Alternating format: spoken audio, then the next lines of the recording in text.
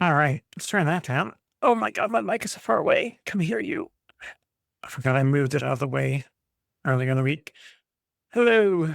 Good afternoon. I'm back a whole week away. How's everybody doing today? Oh, why does it sound so weird? Is it just me?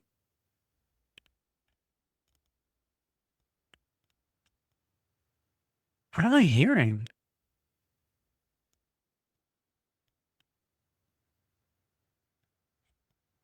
I know it is. Ha, forgot we got the air conditioner in the window and I'm hearing it in the background. I'm hearing it. You probably won't be because the broadcast software will block it out, or at least should. All right. Somebody's online. Who cares? All right. So, what are we doing today? Well, I have myself uh, a new palette, a little tiny guy for traveling. I have an old one that I haven't really used a whole lot. I should. I still can grab it. Move my coffee over. This guy. Oh, I need to clean it so I should get some crud on the little wells area on the side. But this is the travel palette I set up in the past with the Mary Blue paints in it. God, all I can hear is bare naked ladies. Um, so I've got this one available and I've not really used it. I used it in the past, one time, but I like washed it out because I had like really cheap paints in it and I refilled it with the My Mary Blue set that I have. So it's available for when I want to use it, but I saw this one online everywhere. I mean, everybody's using it and it was cheap. So I went ahead and got this one too. Because I like that this one gives me the ability to clip it to a book, right? Like a sketchbook. And I like that the little wells that the paint can go in are a little bit more delineated compared to the just base wooden circles that these are. Like they work, but I like the look of this one better anyway. And because it came with a clip, I can clip it to a book. So I have a book.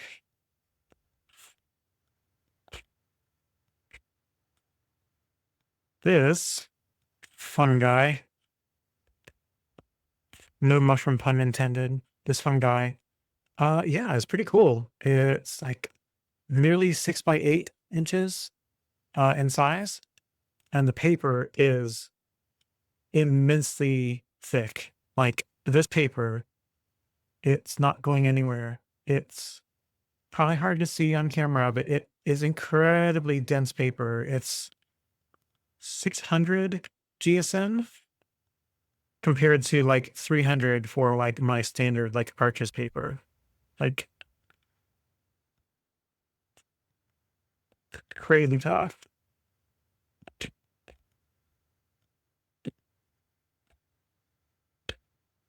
Yeah, it's even thicker than this.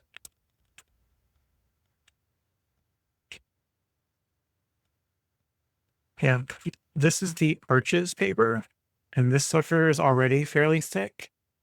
But this new stuff is more than twice as thick.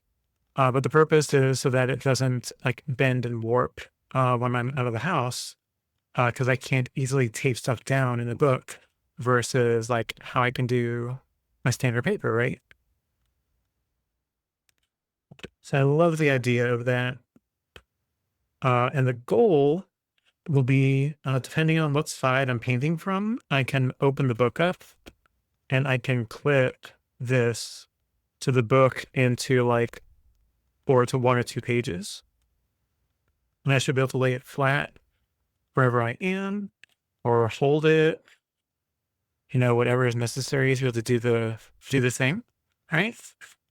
I'll bring some tape with me as well so that I've got that if I need it, not necessarily to take down edges, but to make shapes or borders. And for brushes, I've got these that I picked up the other day, these water brushes with different tips. right? So for travel, that will work, and that way I don't have to carry around containers of water with me. If anything, I just need paper towels, and as long as I am light use on these, they should work without needing to bring a bunch of containers of water with. So that'll be kind of exciting when the time comes, right? So what am I going to do today? Well, I want to set this palette up because right now there's nothing in it, right? So we're going to be going through the palette and looking at some options to put in here. And we can test them out. And once we're satisfied with it, maybe we can do like we'll pop this out and I can do a little swatch on the back of the front page, right? To match this format so that I can see at a glance what everything is and what its purpose is, right? So I think that'll be pretty cool. So let me go ahead and take, actually, I haven't used this yet. Oh, wow. It's like really solid when it opens. Let me take a sheet out so it's ready. Oh, yeah, that is thick paper. That's great. Hopefully it paints well too. It very much has a front and a back, but technically you can paint on both sides. But there's definitely a texture on the front different from the one on the back. So that's important to keep in mind. In fact, for doing this, I think I will turn it over so that the swatch will be on the textured side. So when we come to that, we'll have that ready. Okay, so I'm going to set this to the side for now. Let me close the book back up for the moment. Oh my God, it's so not wanting to close, which is a good thing. Okay, there we go. I just have to add some side force to it, to the rings. Just get this out of the way. And if anyone comes in and asks, I'll pull out like the brands and everything for what this is so you can see it. Okay, let's get that over. All right. So I have a theory for what I want to do, at least in part. And part of it was my decision telling it like what colors I want to use already. And then suggestions. So in front of me, I've got a spreadsheet printed that has my entire palette range of everything I've got from Daniel Smith. And I only have 15 spots, but I've got 42, 44, somewhere in there. It's 33 in here, and then there's 1, 2, 3, 4, 5, 6, 7, 8, 9, 10, 11. Yeah, 44 paints. Hi, 44 pigments. So a little crazy, but I only have 15 spots in this travel palette. So I have to choose from my whole collection, right? Like everything you see in here, along with these 2 plates on the side with extras, is what I've got to choose from, right? So the goal isn't to bring my entire palette with me. That would be asinine. But I want to bring in enough to be able to mix and to be able to do some of the most common things that I like doing, right? Being able to do space and, since I'll be out of the house, being able to do some scenery and landscape stuff, right? Just enough to do everything. So my goal is what I'm thinking, let me grab a brush here and I can point using the back end of it. So the top 3 here, I'm thinking of doing either warm or cool primaries. And then the other side, warm or cool, whatever I don't do on the top, I'll do the opposite, primaries, and the 3 below it with lunar black to the side, which leaves me 8 open wells to give myself a variety, right? So since I love doing space, I'm already thinking the first one here, or maybe even on this side, since it's near black, will be indigo. But I'm thinking what I'll do is maybe to maintain like a little bit of a color spectrum thing, I'll just start with the blues here and work my way across and do like reds and oranges and greens and all that. We'll see. I'm pretty sure about the first 7, 8 for indigo, and then 7 additionals, which I did ask Claude AI with my entire list of pigments, and I gave it a suggestion for what I want to do, and it suggested some options, but I might swap some of them out if I don't like what they look like, and then we'll go from there. So, first up, then I say, let me grab. Uh, that's a little bit too nice for this. What do I have handy? Do I have any other paper that is less mission critical? I do, but it's like over there somewhere. Well, I can grab this one. It's fine. I don't care. It's just a side, like half of the arches piece that I'd cut up in the past. Let's see. This is the front. Okay, very cool. Oh, I don't have any paper towels.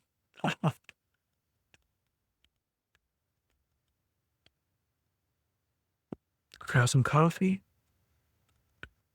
Grab some paper towels. I hope you're all doing okay today. Last week was crazy for me.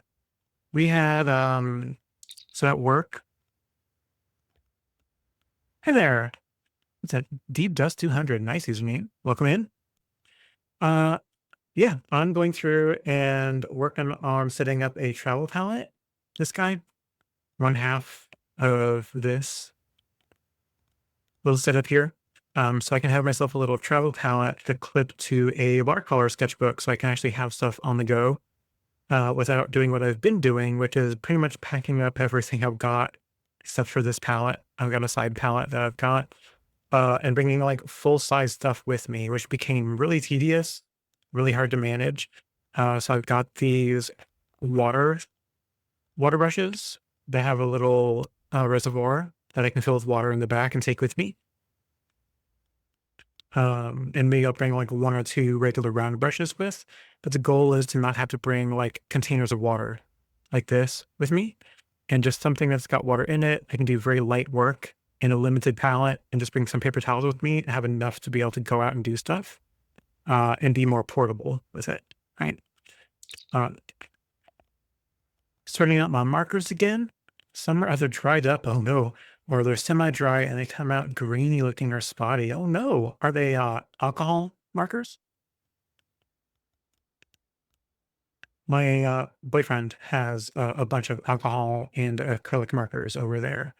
And I believe it with the alcohol ones. I imagine they dry up pretty quickly, especially if there's even the tiniest air gap. Um, is a mixture of things. Yeah, yeah, yeah. No, totally makes sense. It's gotta be so frustrating. Like with paint, I can see it. When I'm gonna run out, I know I'm gonna run out. But with markers, it's all enclosed. So it's gotta be obnoxious to be just like in the middle of using it and it starts drying out on you, and that's the only one of that color you had, perhaps. Oh, I would go insane. It would drive me up the wall. I could never do it. Oh, I don't know how you do it. I kudos for dealing with the pain. I could never. I'm so happy being able to visualize and see, like, what I'm working with. It's crazy. Oh my God. So yeah, you're just like going through all of them and just seeing where they're at. I guess you can order the ones you need. Do you keep like a huge selection? Or do you like most people, I imagine, once you've got down to like your most common, frequently used colors, those are the ones you focus on replacing? Or do you just replace them as you run through them? I threw away a beautiful aqua green because it was grainy looking. Oh, oh, oh, I hate that. And it's gotta be so hard too, because depending on the type of marker, I imagine blending is a real pain in the ass too, right? Or do you layer if it's transparent? I imagine you can layer it. Oh, coffee makes me so happy. Yeah. Yeah, yeah, yeah. Oh, dang. It's still super cool. I don't have the it's so funny. I've talked about it before. The ability to um how I say this, a lot of people who are trained traditionally, apparently, with traditional media, they tend to start with everything else but watercolor, and they have difficulty learning how to do watercolor. For me, it's the other way around. One, I'm not classically trained. I'm not trained in any way. I'm self-training, like 2 years in. And I started with watercolor, and I'm kind of terrified to think of going the other direction because watercolor gives me the ability to be a little flowy and a little loose with it and to make mistakes and not be too upset with the outcome. Whereas with any other kind of media, I feel like I'd be so intentional with it and I'd screw up and I'd be irritated by it that I would give up and not want to keep going. And this gives me the flexibility to push through mistakes a little bit more. I still get upset, but I get over it quicker. I just don't know how. I have a lot, let's just say. I don't restock them. I just buy them at times when I see a really good bargain. Oh, yeah, no, clearly. This is like, seriously, this is not a bargain. This was the most I've spent on watercolor anything. It's the most I've spent on any hobby ever, I think. This particular set, I got a bunch of them all at once for Christmas last year. So, excuse me. Yeah, this was this. I keep this safe. Just it's one of the reasons why it's in a giant heavy palette, so it doesn't just get up and walk away. Not that anyone would ever get in here. I love watercolor, but I need to polish my skills. Oh, I mean, yeah, I mean, especially if you're skilled already and it's been a while. But for me, I'm enjoying the flow of discovery and just letting it slide. And I try to learn specific skills here and there every now and then and just see how it goes. Oh, okay. So let's leave this here. I was using this as a pointing stick and I made a good brush. I'll just keep it to the side for now. So what I'm thinking is we're going to experiment and then we're going to do a mock-up of what this palette's going to be. And then I can fill it and paint it over here. Or maybe I'll fill it off stream, but I'll paint my swatch for this over here once we've got an idea for what we're doing. So some I know for sure. First off, let me spray my palette and at least get that part going. And I'll get this stuff wet. And I don't know if I'm going to use any of these, but I'll wet them down a little bit too. Try not to get my laptop in it. It's right next to it. Good job. Good job, Bear. That's so quiet. Is there even a sound play? Oh, it's a really quiet song. That's mine. And it's at the end of it. Yeah. Okay.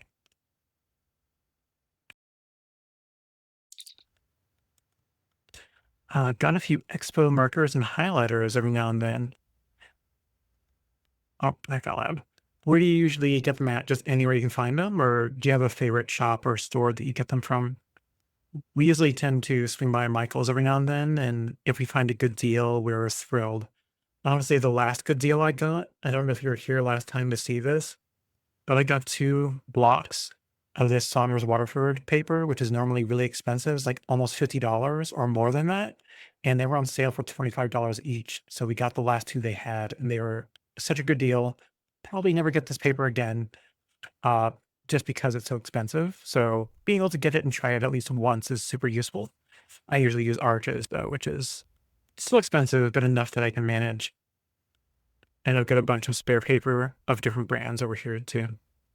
Let's start with the stuff I know. So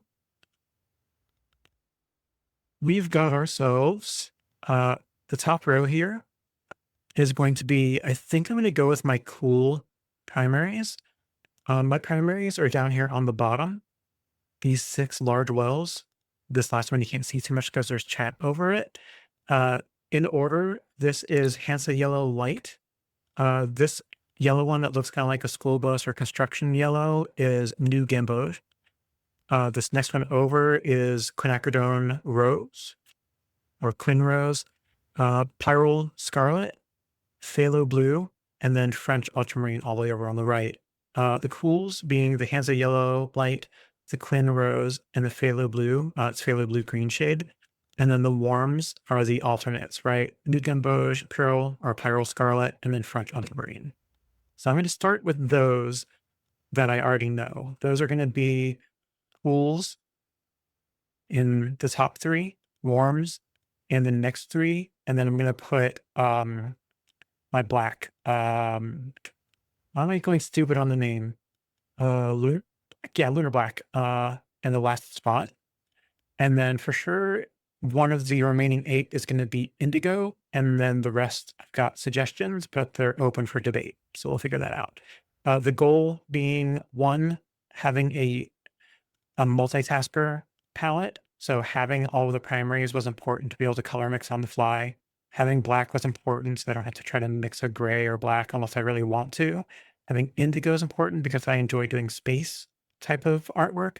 And then the rest are going to be probably like space related colors that are hard to mix, like opera pink I'll probably have in here. And then I'm thinking earth tones so that if I want to do any landscape stuff, anything that's a really nice, beautiful green color, for example, or something I can mix with green will be in here as well. I'm thinking phthalo green blue shade will be in here as well. Yeah, just the one green, I think phthalo green blue shade, because I can mix with it really nicely and push it pretty much any direction I want. So yeah, but we'll go over that in a minute. Let's at least get down the ones we know, and then we'll figure out the last pieces of the puzzle. So, all right. And I'm just totally loosely putting them on this sheet. And then once I've got this palette lined up, I'm going to make myself an actual little swatch here in the same format as these wells, so that I can keep this in the book. It'll be the first page and it will show me again what all my colors are so that when I see them in here darker, I remember what they are. That way I'm not totally lost, especially out. What about skin tone paints or neutral paints? I could do that too. I have literally, where is it? I literally have neutral tint. That could be one option. Um, yeah, it's all open for debate. I have lunar blue as well. I think that would be really gorgeous for space scenes. I could do that along with the indigo, but I don't want to make the whole palette super dark. And having lunar black and indigo and lunar blue might be a bit too heavy on that, but it's what I like to do. But the more of that I have out and about, the harder it's going to be to clean the brush out, right? So trying to keep it a little lighter when I'm out and about might be better. Skin tones, I don't have anything that is a direct skin tone color. Mixtures, I've got like transparent red oxide. I have transparent brown oxide. Yellow ochre is an option. Alizarin crimson I've got as well. But mostly I could probably just fake it and mix some stuff to get skin tones if I wanted to. But that being said, I have not yet tried to do a human, even in like miniature abstract off in the distance, like you see people do, or they're just like a blob for head, a blob for shoulders and shirt, a blob for pants, and bam, it's a person. I haven't even done that because doing people just is not my wheelhouse. I can already tell I won't be able to do that well. It'll take years and years of practice. That's not happening today. So having skin tones not as critical to me. I lean more towards space scenes and make me really happy. And occasionally trees. I like doing trees. I want to learn how to do trees better all the time. Scenery is scary. Doing ocean and water stuff is interesting to me, and I've tried and I like it once I get it figured out, but that's also still something I need to learn. Yeah. All right. I'm spending 30 minutes jibber jabbering. Let's get started. Okay. So the for sure stuff. So I'll put it there for now. Top left, for sure, is going to be Hansa yellow light. So I'll just do a small blob of Hansa yellow.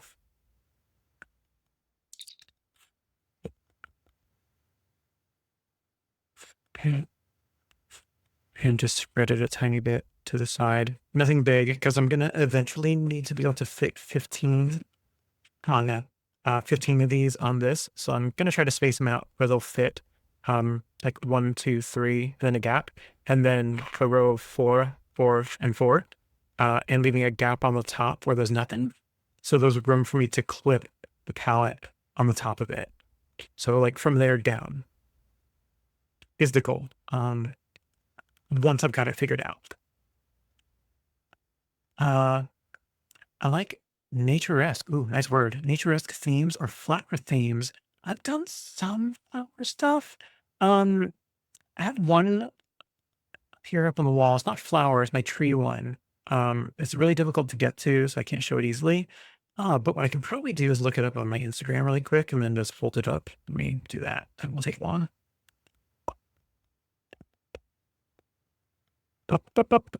Bum. I just did a last week on Thursday. I just did my little experiment. I think it was Thursday. Did an experiment with a little cherry tree. It might have been Monday. I'm forgetting my days, but I did that. A little basic theme. It wasn't great, but it was okay. I love how the tree came out on that one. Let's see. Let's look older than that. Going back in time. Back in time. Time. Yeah, this one has a flower on it. I wonder if it's gonna focus. Yeah, there we go. There's a little flower on the second one from the top, and a nice little tree in the bottom right. That's one. Not a great one, but okay. And then I think really far back. I mean, way far back. I think I've got some. There's some tree practice right there.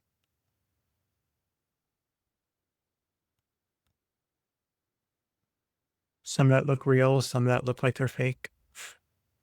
Let's see what else we got. Think I've got another one out there. A little palm tree.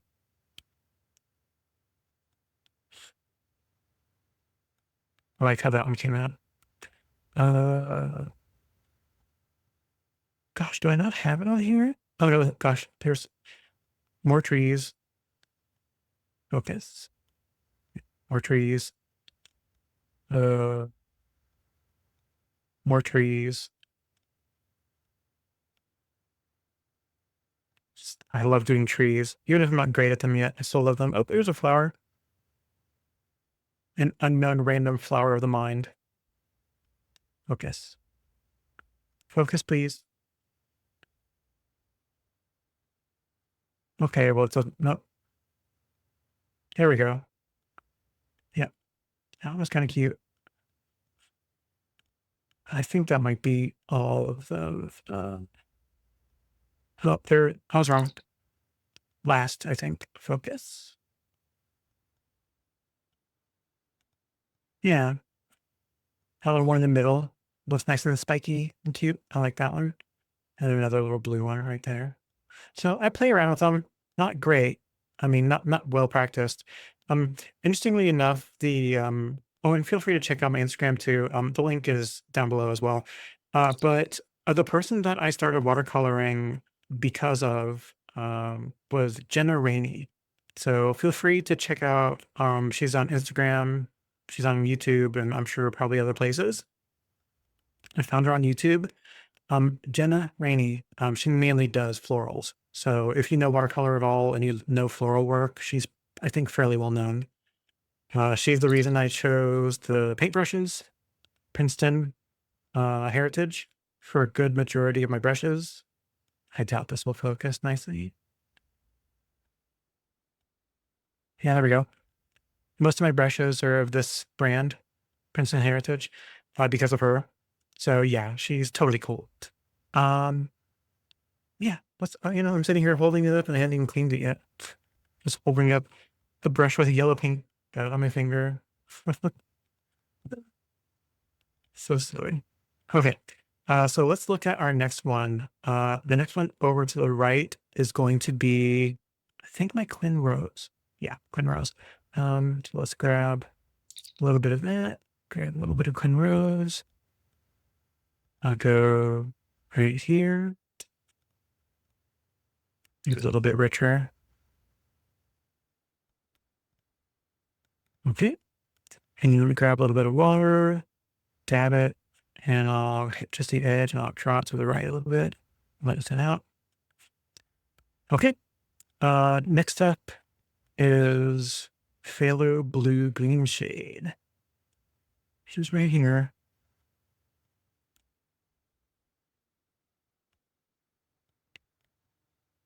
Okay.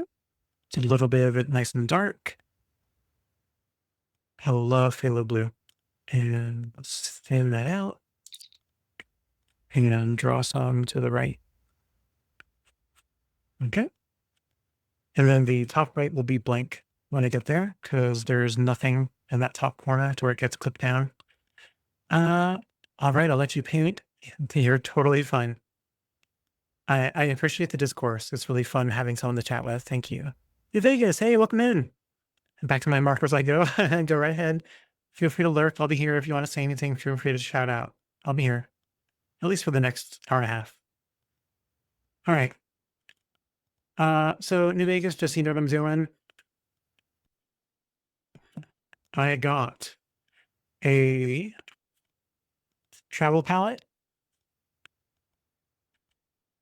Let's put this back together again. It's magnetic, so they stick together side by side and they close. So when I'm done, I'll be able to close it up. But it comes with a little clip, like a chip clip kind of thing, right? So that I can have a nice travel palette. So now that there's a couple of you here, I can show the brand of this too. I got this book, a little watercolor sketchbook.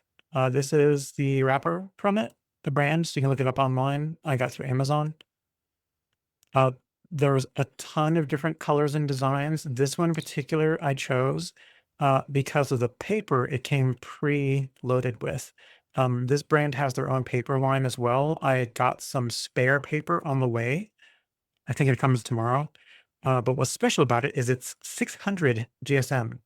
So incredibly, incredibly thick paper. It's going to be very hard to tell, but it is absurdly thick paper on purpose because it's in a book meant to be portable. So the idea is that it hopefully won't buckle or warp on me while I'm out of the house. Because I'm not going to have a hair dryer or heat gun with me. I'm going to be out in the elements or out in a building or in the car or just wherever on the side of the road, whatever, right? And I don't want to have my paper warp. So I chose one specifically that was the thickest paper I've ever seen, 600 GSM, grams per square meter. And I've got some spare paper coming. So it came with 12 sheets, and I've got a refill pack of, I think, 25 sheets coming of the exact same paper. So I've got enough to last me for a very long time. And it was actually fairly affordable as well. So I'm looking forward to that. And the goal is going to be to clip this down on the side while I work. It's not clipped. I'm just sitting it there for now. So I can have it set up like that. Right? The thicker the better. Giggity, right? That's funny. It's truly true though. Being able to have thick paper is great so it doesn't warp. So I'm looking forward to trying it out. And being travel, I'm not going to be bringing containers of water with me. I'm going to be filling and bringing these water brushes with me. So they're watercolor brushes that let you preload water into them, clean water. And there's different tips on the 3 that I got. So each one's a little bit different. And so long as I don't press them down too hard or brutalize them, I should not damage the tips on them too quickly. I'm going to try to be very judicious with my use of them, right? They're not going to hold up as well as my good brushes are. But I'm not going to necessarily have my good brushes with me. I might pick a few, maybe like 2 of them that I would bring with me. But if I can find like collapsible brushes or something less damaging to my home brushes, the better. Because again, I'm not going to bring something with to rinse them out. I'm going to have to just very cautiously use these and bring paper towel with me to be able to press down and rinse using the water that's in it. So I can't go very dark either without expecting to need to rinse for a while until it's clean. So I've got those. I've got the little palette. I've got the book. So my goal today is is magnetically locked too, which I love. The goal today is to figure out what my palette is going to be. I've got it mostly figured out, but it's still kind of out there. for interpretation. And I'm just demoing what I think I'm going to put in my palette on this piece of paper. And then once I've got it nailed down, I'm going to actually document it out to match this format on here with a gap on top so that when it's in the book, this will be the front page turned over with my guide of what is on my palette. So my swatch will be right there where I can see it at all times. And I'm going to label them out, name them, everything. And on the other side, I have no idea. I might do something for the cover page. I might do nothing. Maybe I'll do some special bear or something like that on the front or my name or something. We'll see. So I'm going to leave this to the side, bring man. I'm going to put this up here. Let's keep going. These three right now are going in the top three. They're my cool primaries. I'm going to go ahead and do the warm primaries next, starting with New Gamboge. I already sprayed this earlier. It might be drying up, but I'll just go ahead and scrub a little bit and put some here. All right. And let me rub that off. Rinse a little bit. Dab once. And then I'm going to grab this and pull to the right a little bit. Okay. Rinse. And next up is Pyrrole Scarlet. Pyrrole Scarlet. Pyrrole like Hyrule.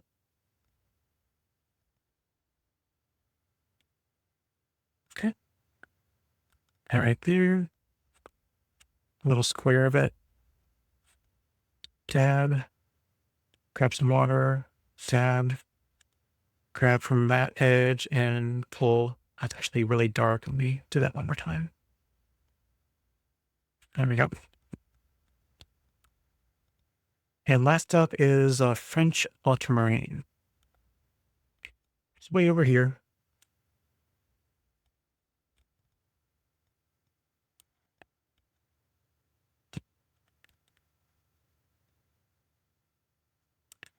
Okay. And grab some water.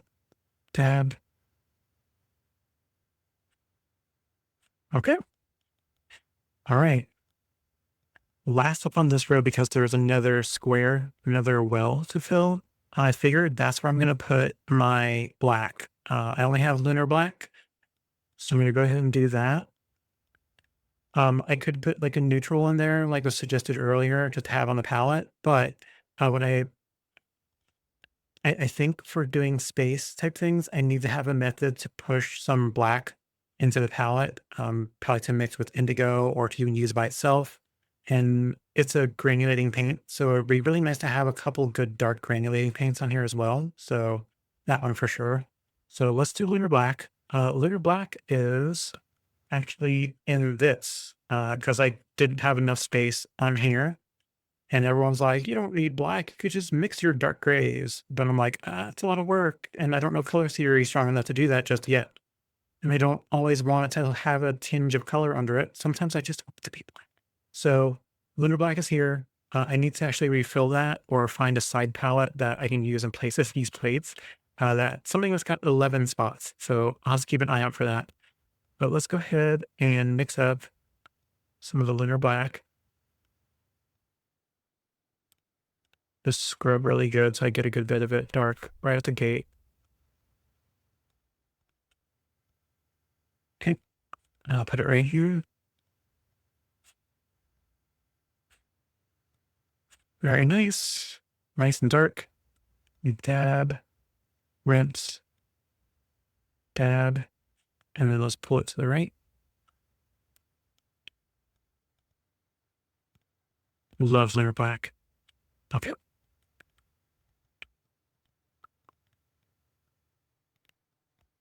Okay.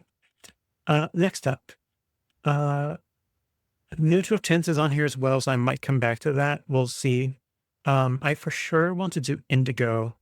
If I did neutral, it is an option. These are my for sure's. I think if I did neutral, I would put it underneath this. Let's grab some and see.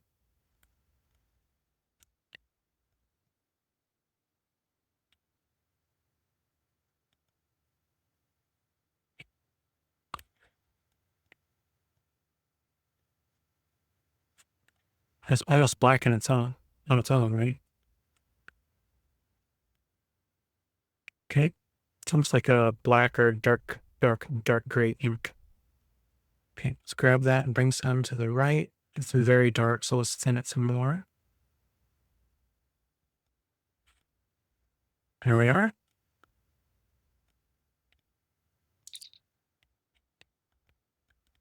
Krista, hey, welcome in. How are you doing today? Thanks for showing up. I appreciate you being here. As you can see, working on creating a travel palette. You've probably seen these on Instagram and everywhere else in advertisements. If you looked up watercoloring one time, it shows up in your ads. Well, I gave in. I got one nice and cheap on Amazon. But the main reason is because I got a watercolor sketchbook that I want to use and a magnetic latch. It has very thick paper, 600 GSM. So hopefully when I'm out and about using it, it won't warp since I like to be very heavy with the water, doing washes and doing space stuff. So hopefully this will hold up. I'll find out when I go to do it. This is the brand of the book that I found on Amazon. And I have more paper coming, refills from the same people. They actually sell paper refills on Amazon. Same size. They have 300 and 600 GSM paper. And I got more of the same 600. So I'm looking forward to trying this out. I have a sheet of it to the side ready to go. Once I've got the colors chosen for my palette, some I know, some I'm still learning. I've got cool primaries, warm primaries, winter black. I'm thinking about doing neutral tint. I'm going to do indigo. And then from there, it's kind of open season. I've got some suggestions written down, but I might play. We'll see. And then once I've got that nailed down, I'm going to leave a space on the top here to not do anything.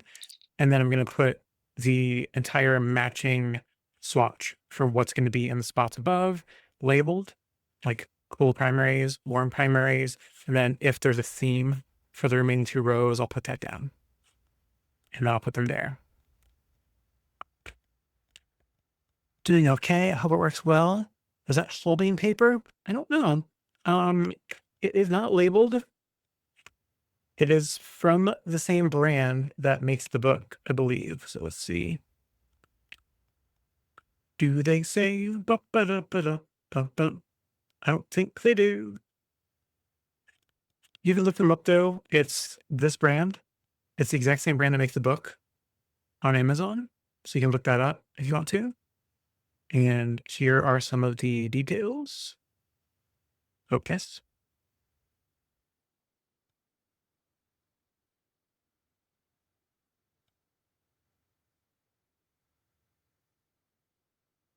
Made in China, so I'm going to assume not, but you never know. Regardless, we're going to find out because it is dense. It's dense paper. Like it's the densest cardstock. Like I don't know how well you can see that here, but it's a thick paper. It's a very thick paper.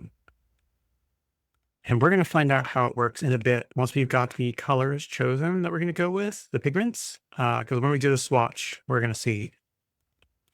Okay, I got some coffee here real quick. I will tell you the 8 that I had previously chosen, but are open for debate. The top 7 were never in question. Cool primaries, warm primaries, lunar black. Done. The remaining colors I was thinking of doing is indigo, ultramarine blue, cream magenta, opera pink, just to have a nice bright pink on the go, transparent pyrrole orange, phthalo green blue shade, since I've got phthalo blue green shade, yellow ochre, and transparent brown oxide. Those are the ones that I suggested a couple of them, and I gave it to AI along with my entire list of my palette and the description of what I'm planning on using it for, primarily multitasker to do a little bit of everything with mixing, to do space scenes on the go, and to have some flexibility to do some nature scenes, landscape scenes while I'm out, if anything, right? So the goal is to have a combination of mixing between this set of rows, some more spacey colors like my indigo, which I'll almost only ever use for that, but you never know. And maybe some earthy, earth tone kind of colors. So we're going to see. I'm going to swatch it all. I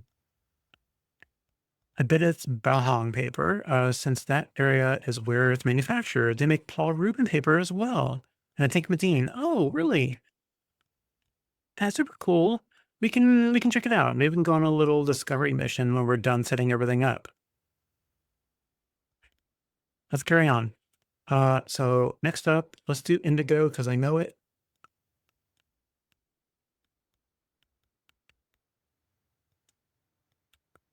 I thought about putting Moonglow on here too, but I don't want to do too many dark colors. And I don't want to do all granulating colors, roll them out. So far, Lunar Black is committed. Um, and I'll have to decide for the others. All right. I'm leaving a gap here because this was kind of like a test row, but normally it's going to be right underneath it. Let's put indigo. I may even end up putting indigo over on this side since it's closer to the darker colors. Heck no, I think that's what I'm going to do when I put it on here. I'll just put it down here for now. Indigo. It looks almost black. Sanding it out a bit.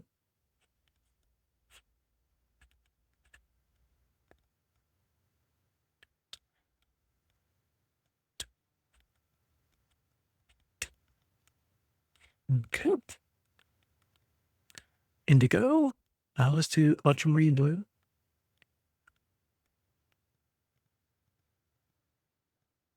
Oh, just think is on one of my plates. I think it's this. Yeah. Oh, right there.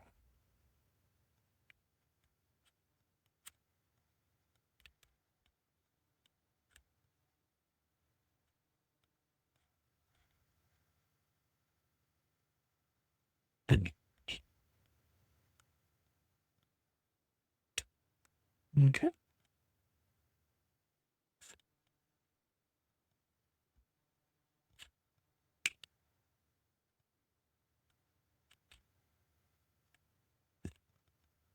Yep, very nice.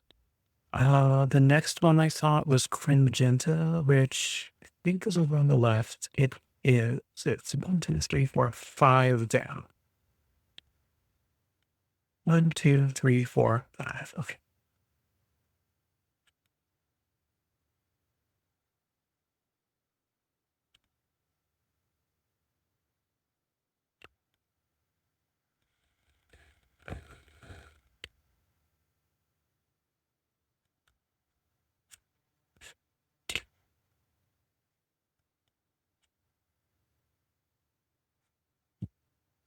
Okay. And last on that row was Opera Pink.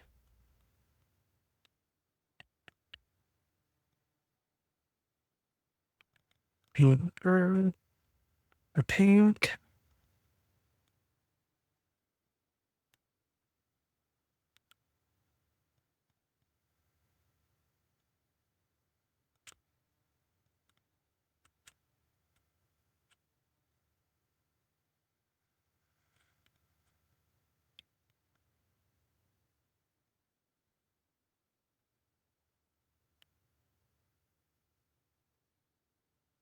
All right. Last row, I was looking at transparent chiral orange, which is directly underneath Claim Magenta. Oh, I call it. I'm right there. Which I interestingly have not used a lot of. I should. It's a really pretty orange. An alternative option to this one is my Aussie Red Gold, which I really like. So it's between this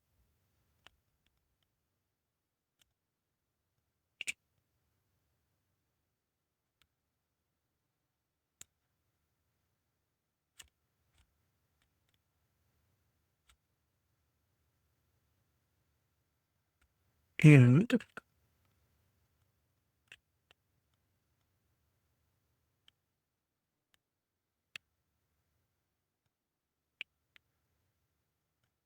let's see, this one.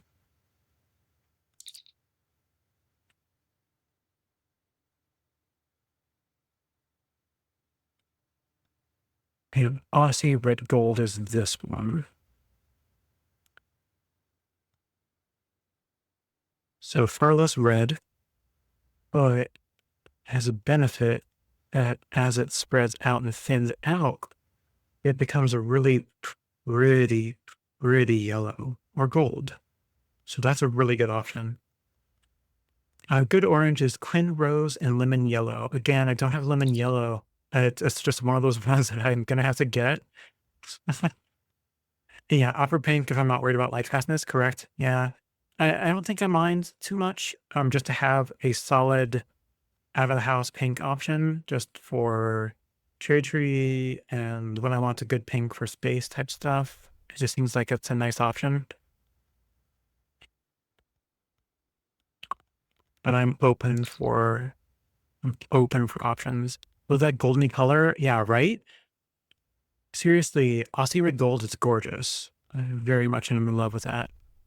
Next up, let's do Phthalo Green Blue shade. Goes up here.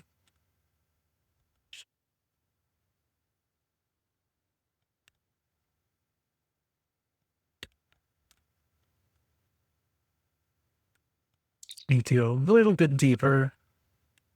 A bit thicker with that. There we go. All right. And then spin it a little bit and pull it to the right. And a little bit more. All right. Next, yellow ochre, I think. A Quin Aussie red. A lot of people like it. That Quin Aussie red. You mentioned that before, I think. That's not one I've got. But it sounds awesome. These Aussie colors are amazing. I understand the reason they named it that way. I think it seems kind of like the dirt in Australia and the outback is probably a really nice, rich, kind of like rust yellow, rust and yellow kind of color, right? At least that's my assumption. It's a total assumption on my part. Did I say yellow ochre? I did say yellow ochre. Yep.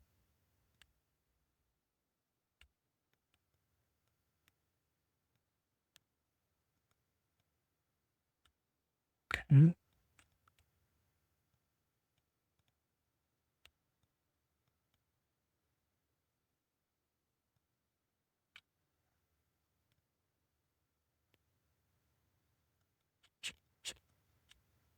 Okay.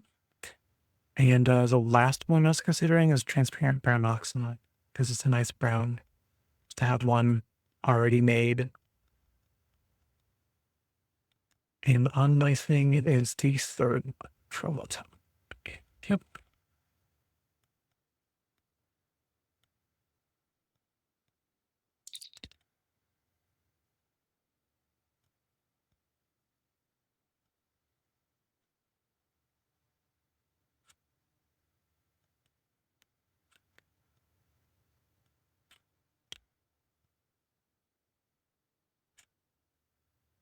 Yeah.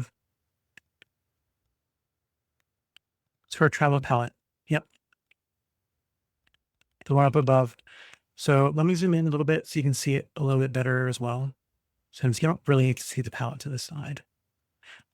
So this is the travel palette that I'm looking at.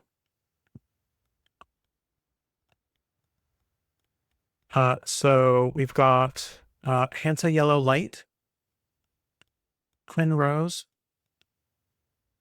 a Phthalo Blue Green shade for some cool primaries.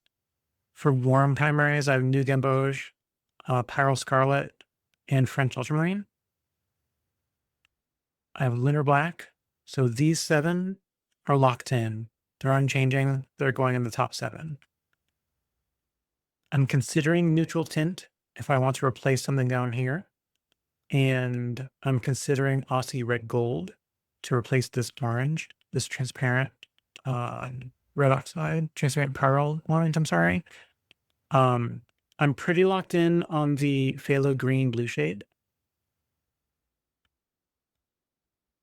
I'm locked in on indigo, but everything else is kind of open for interpretation. This is where I was kind of leaning have something that's a vibrant pink because I can't really get a vibrant pink another way.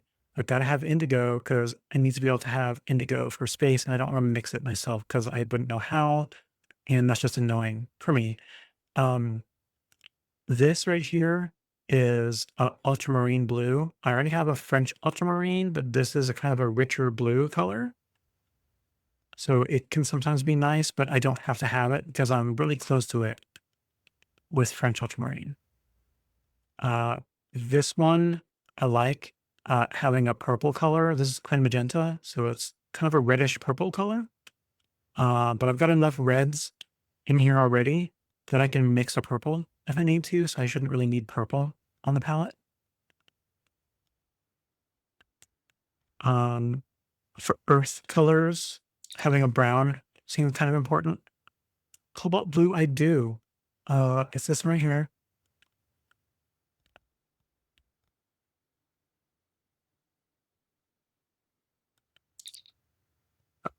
Whoops. Well, I totally smashed that down, but here it is, right above it. Completely drop that.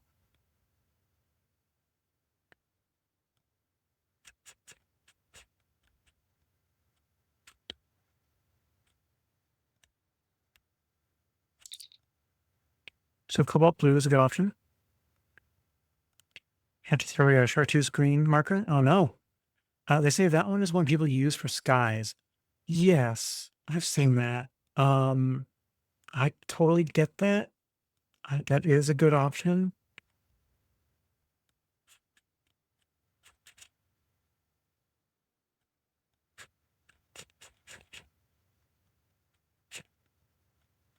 I totally get that.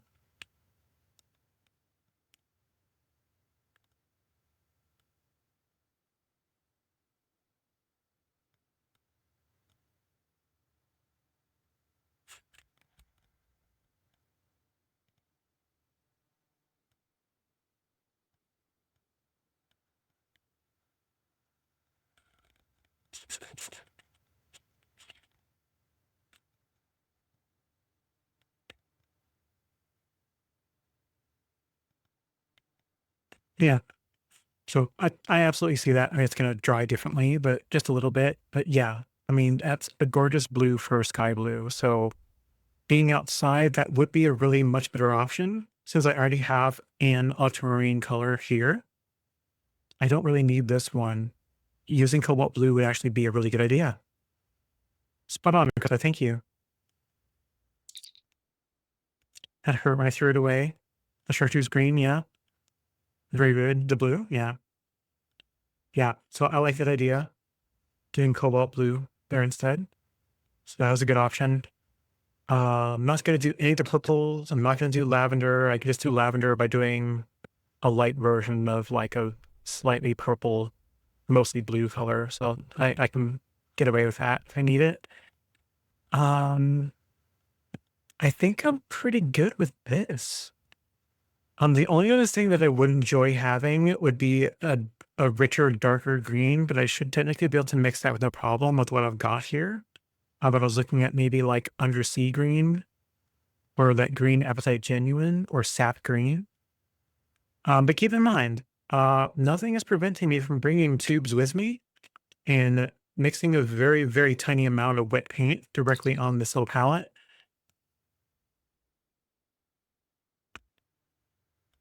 Yeah, Quinn Rose and Ultramarine make a nice purple. See, so I mean, I'll be able to mix pretty much any color. Do I have the knowledge to mix all those colors? No, but I can fake it, while I'm doing it. But yeah, I think, excuse me, I think this will work. The biggest problem for me, just talking about it, is learning how to mix pretty greens for the outside world. So I'm gonna have to really practice that. I do have a lot of really nice greens already, but they would take up the whole palette if I did nothing but green. So if anything, I would bring like a sap green with me and maybe the green apatite genuine and just have some of them with me that are not going to fit on the palette so that I can always pull from the tube directly for a couple options. And I think that'll be fine. So yeah, I think I'm pretty well locked in. I think we're going to go with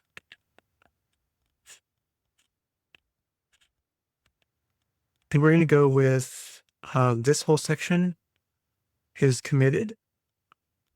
I'm committed to indigo. I think we're going to do the cobalt blue. I'm definitely on board with the upper pink. This next one's hard. Well, I can definitely do phthalo green. I think I'm going to stick with this transparent brown oxide because I want to have a very good clean brown. You can buy a mixing palette off Etsy to fit in a ring binder. Oh, really? Oh, yeah, I think I've seen that before. Especially if I want more room than this is going to provide. Yeah. That's something to consider, especially if it fits this book. I have to make sure it fits the design of this one. I imagine it probably will, but we'll see. So I've got 1, 2, 3, 4, 5 of these. I need to choose one of the oranges.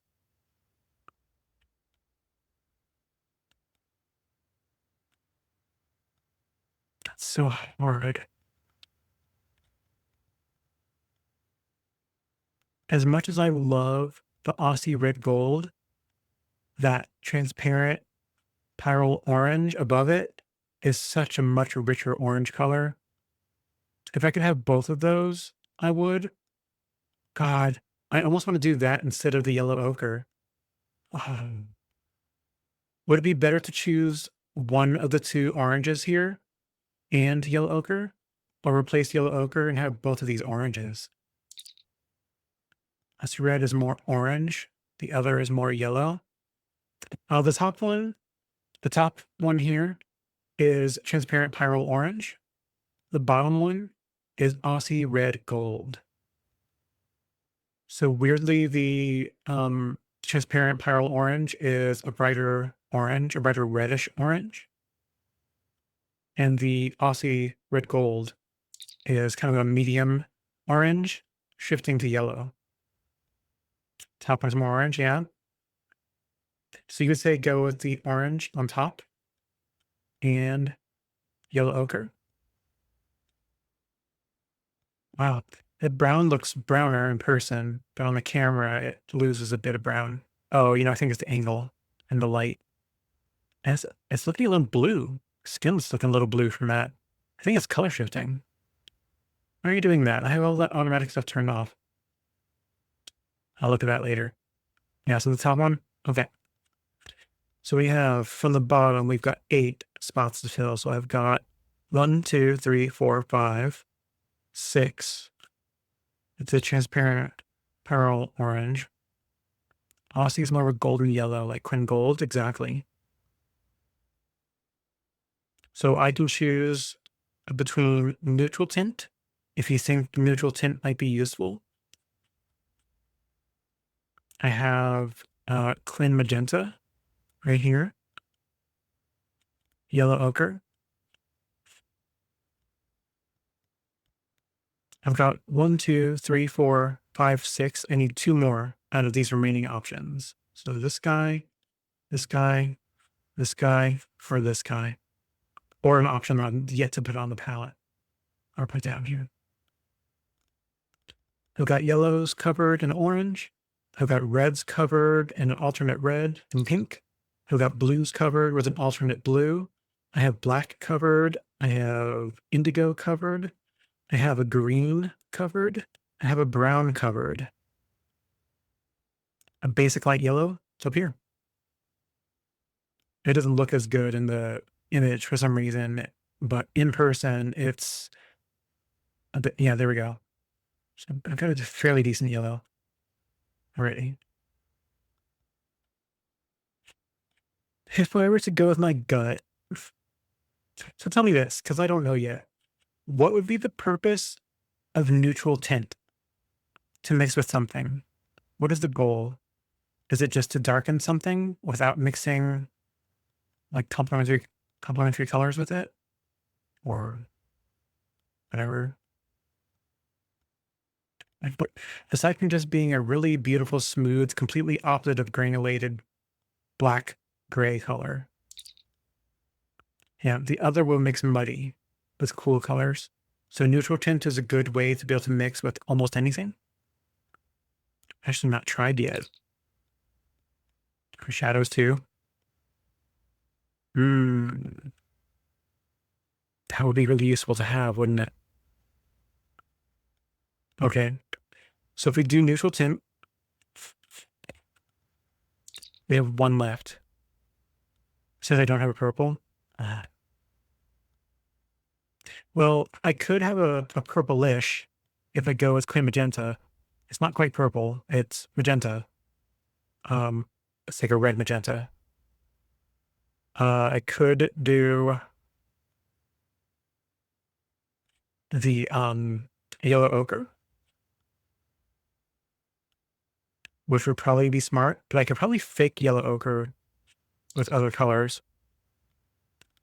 What about like another green, you think? Because I have a few options. I thought about bringing another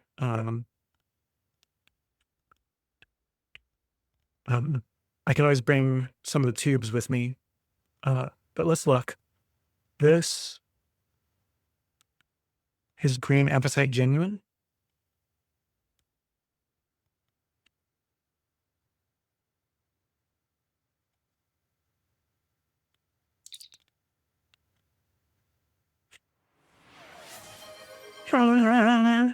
Coffee. I will grab that in a second. Taking to Vegas. Next, I could look at sap green.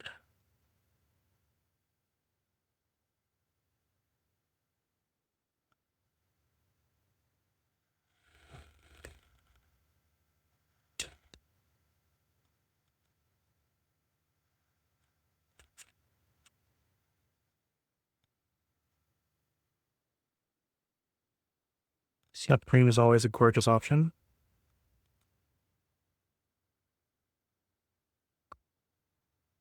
And then undersea green. I think undersea green. Yeah, undersea green is right here.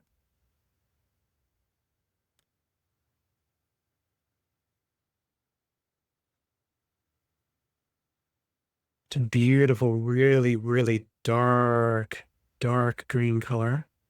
Looks, I guess they call it undersea green because it looks kind of like kelp in a way.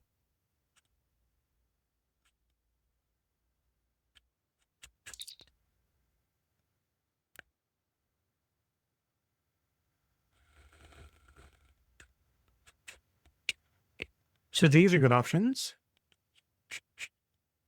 Second is beautiful. Yeah, sap green. Still wet. Green apatite genuine is the top one, sap green in the middle, and undersea green for the bottom option.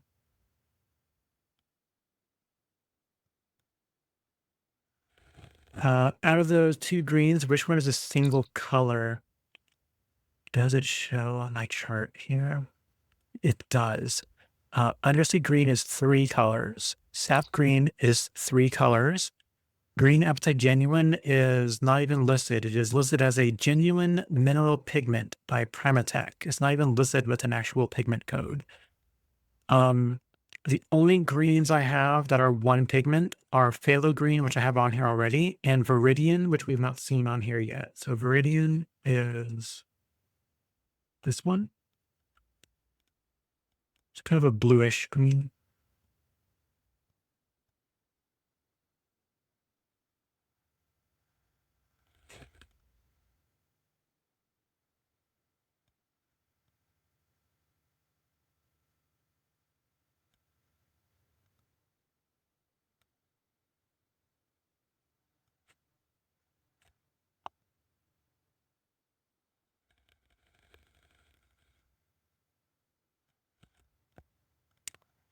So this one's a single pigment. Viridian down the bottom.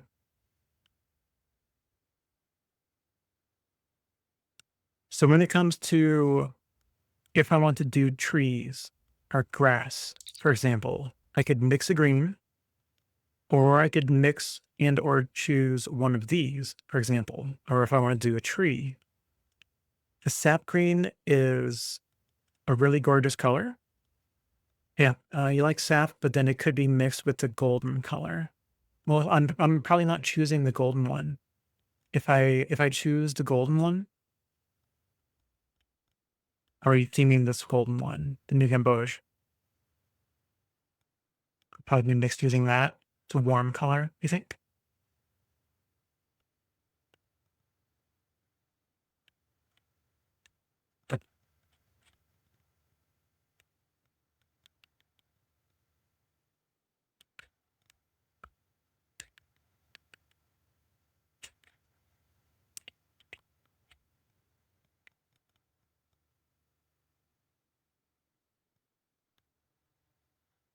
Okay, so that's warmer. That's for a warm side. So that's a green warm. It's kind of closer to the um, undersea green. And if I do lighter yellow, it has a yellow light.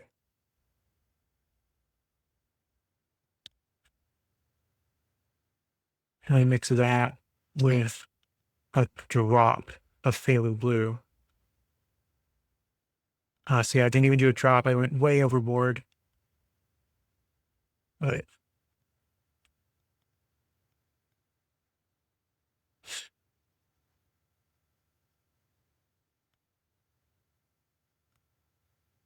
I'm sure if I add some yellow to it, let that bleed over.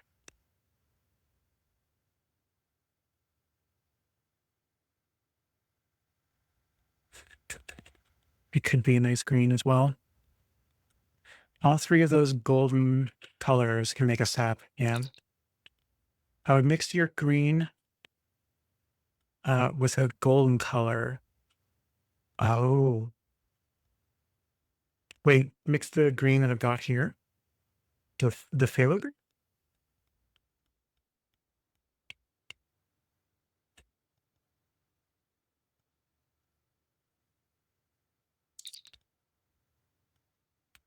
See? Again, those. Running out of room here.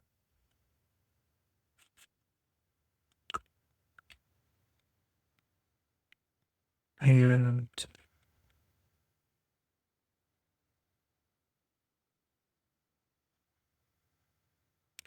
that's still too dark. Is it like that one? Yeah, I did a little bit. They're really heavy with the darker colors, and you need to remember that a very little goes a long way.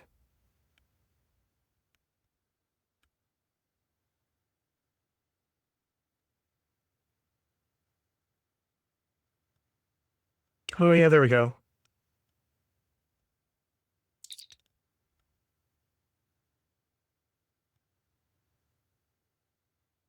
Okay, yeah, I see it. Ooh.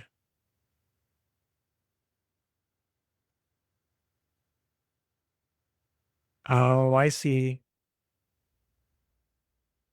Okay, so don't choose a green that I can mix easily, but a green that's an off shade that's harder to mix would be a good candidate for another green if I wanted it.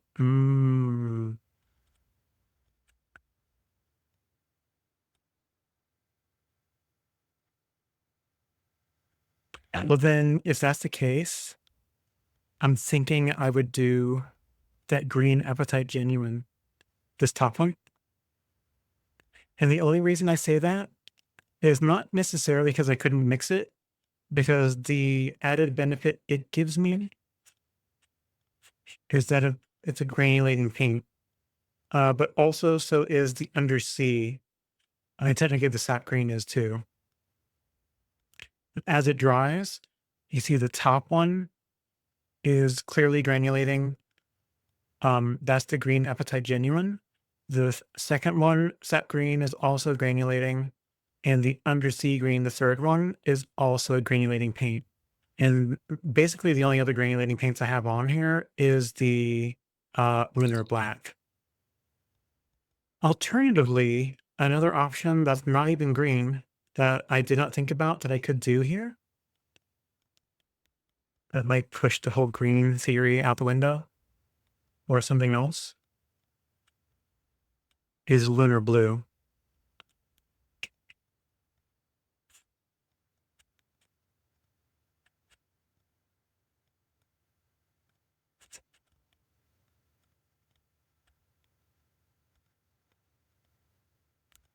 Which is, I mean, basically like lunar black, but with like a blue shade in it.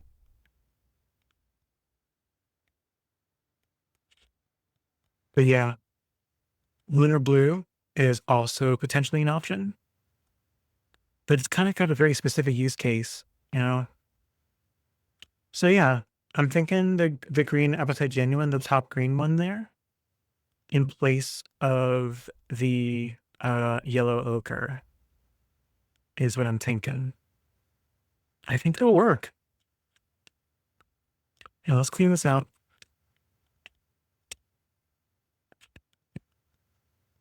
Okay, let's choose this one. All right.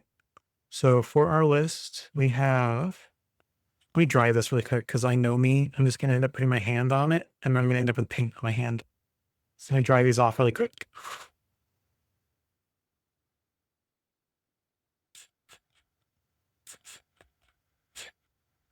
Yeah.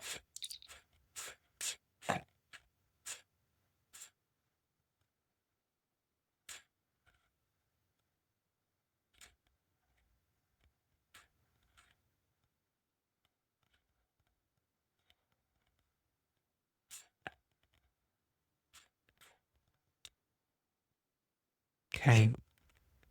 Are you dry enough now that I'm not gonna know you're still a little wet? I'm just gonna try to be careful. And I'm only doing this temporarily, so well, I already know what these are. I don't need to write them down here. These I know for sure. Hansa Yellow Light.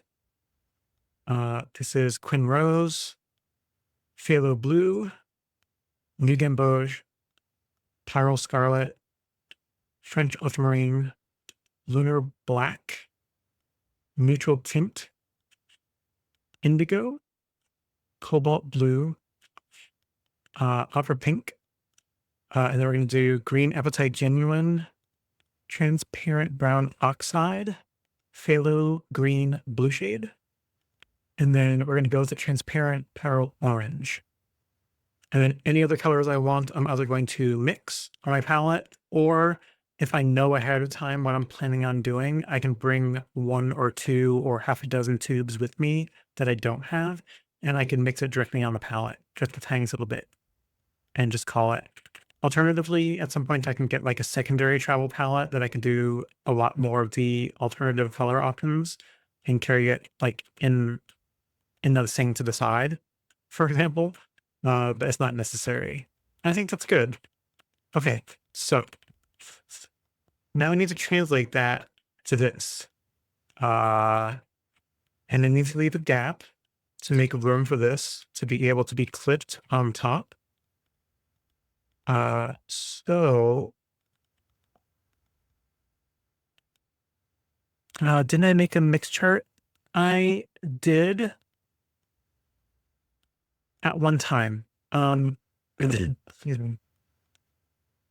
So I made a like a pie chart using the primaries.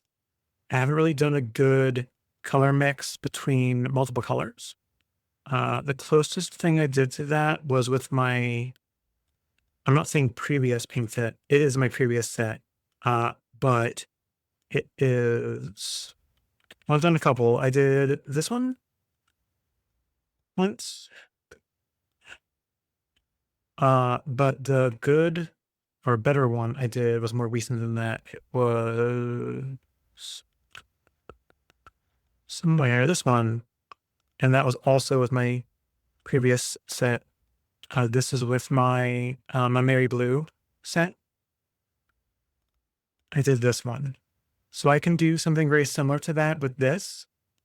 Once I've got all of my colors, 15 of them, I could do a big version of this that's 15 across by 15.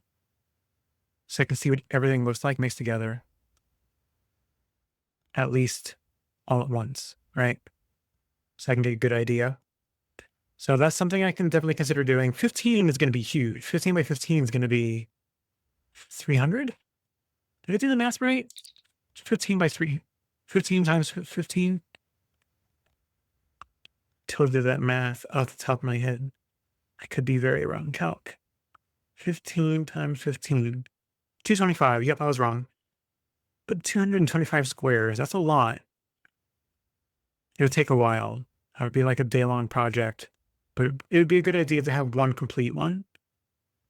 It'd be even better if I could fit it on a sheet. Focus. A sheet this size, since it's going to be in the book. So I could do the swatch on this side, since it's going to be facing whatever I'm painting. And then on the other side of it, I could do that giant mixing chart. So I have it handy in the book. So that's a consideration. The only problem is it's going to be hard to fit 15 across. This way is easier. This way is going to be harder. Just do it on the sheet of paper that's in there. Yeah, but this is what I'm thinking. The alternative is I do a full sheet of paper and I turn it sideways and hole punch it so that I can fold it open, but that's tedious. I could probably squeeze one on this one time. I mean, that would be a good side project for when I'm out of the house and I want to play. Just do the mixing chart right there. Just draw a big grid line on it and make it work. All right. Get my phone out of the way so that something random or work related doesn't pop up on screen. I mean, it won't, but you never know. All right. Could take the second one and trim the rings off. That way folds up. Oh, that's a good idea. Oh, yeah. That's a good idea. I see what you're talking about. I get what you're putting down. There's a lot to consider. I'll think about it. Of course, there's also limited room in the book. I guess in the long run, the goal is not necessarily to keep it filled with look at all the pretty things I've done to have with me, but some stuff would be nice to have. Really, it's just about having a lot of open, nice blank options on hand when I go out. And then when I bring it home, I could probably take the completed ones out and just replace them with clean paper. So yeah, I can make it where I've got my reference material always in here at any given time. That's a good idea. We'll start with the swatch though. Okay, so I think I'm gonna do this smart. Let me grab my thickest pen here. Okay. So think we need to do basically 4x4 underneath this. So that's a really easy grid. I think I'll keep it square. Relive sap green is going to be made a lot. It's true. But that's necessarily I'm going to do a lot of, scenery. I might not. I mean, I might, but I might not. So, I mean, it's worth exploring, learning how to make it properly all the time so I can get the ratios right. And it'll at least give me an excuse to learn to color mix, right? So, okay. So I definitely need space from here down. So I'm going to grab a ruler. As soon as I can get it out of the drawer.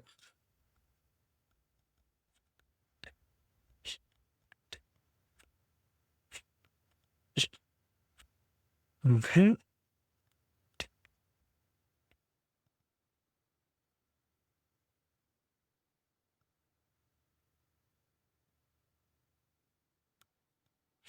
All right. I've got a gap. Now, let's figure out how big this is. And keeping in mind that it's going to be in the binder. So it is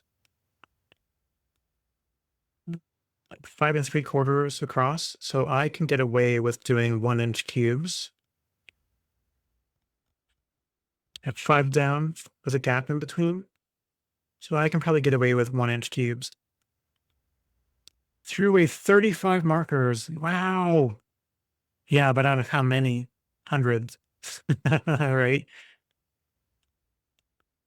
Were they all unique ones that you didn't have spares of? Let me zoom back out. I'm sorry.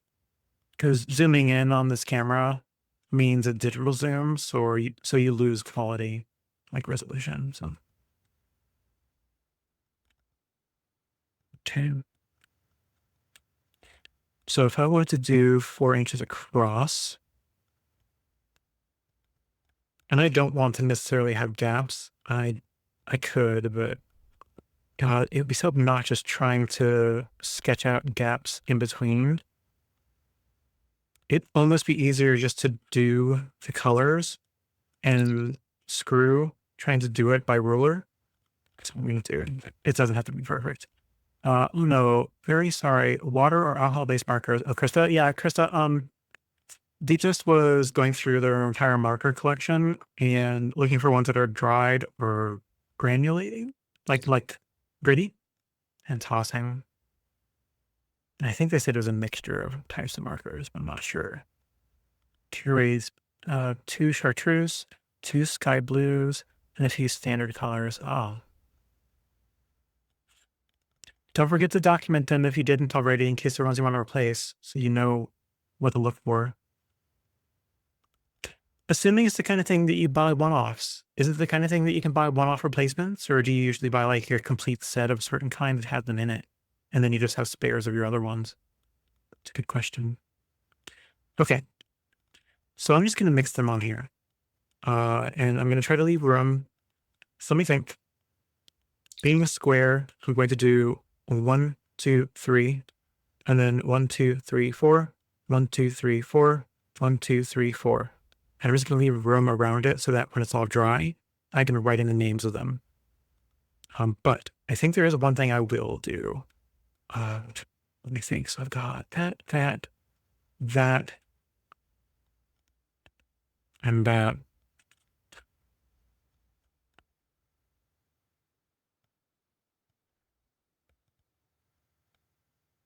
Hmm.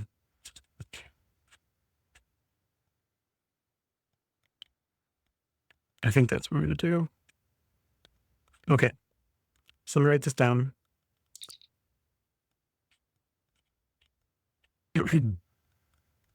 Actually, here. Let me be smart about it. Depends. Sometimes I do a set, other times singles. Depends on how much I want to spend that day. Oh, right. Okay, no, I get that. Okay, so I'm going to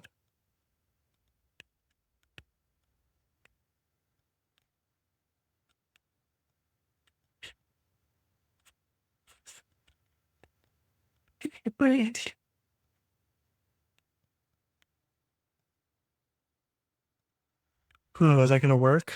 I'm sorry, I'm putting this on an approach. Okay, so one there.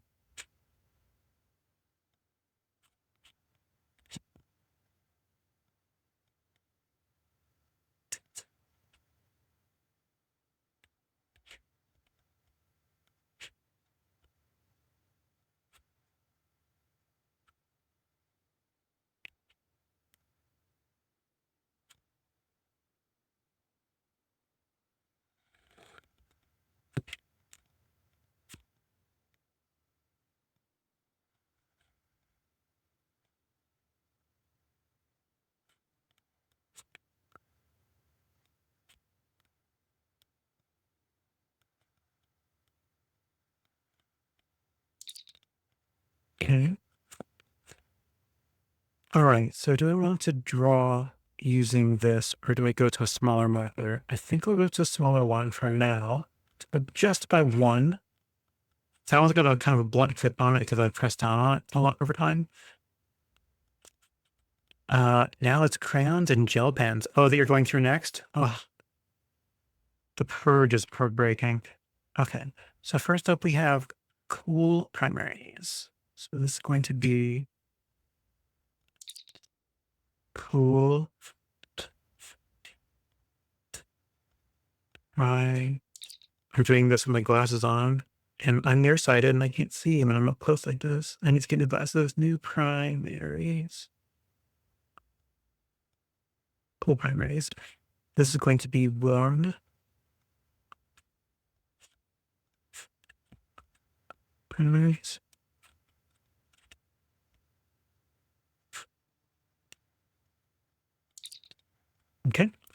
Next up is going to be, what do I call it?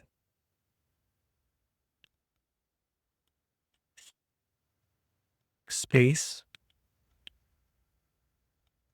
Space and atmosphere, maybe, because it's got sky.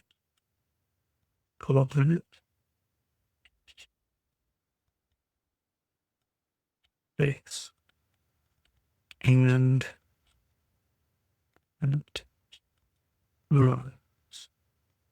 sphere. Okay. And the last will be like earth and ground.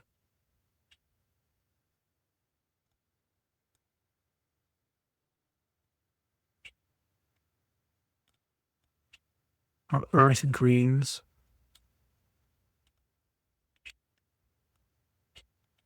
I don't know. Tones.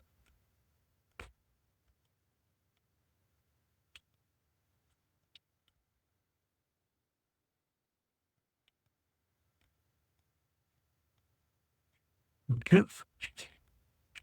And when it comes to what I put down, I'll write the names in after.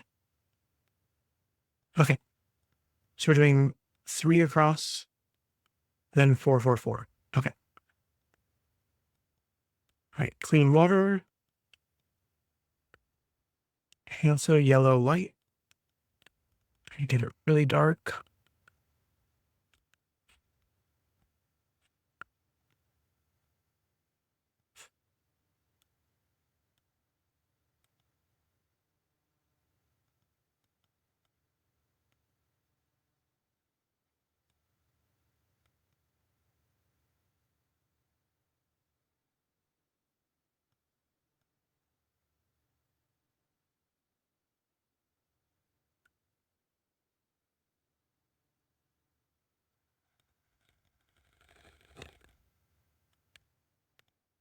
Okay.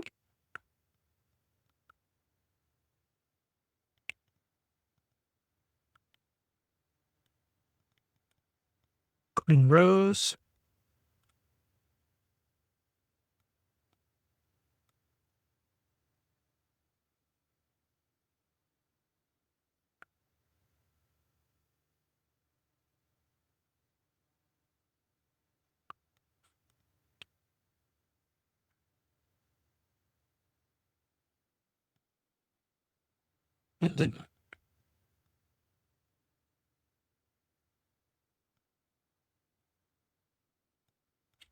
Okay.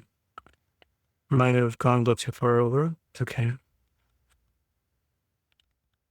Right. Phthalo. Phthalo blue green shade.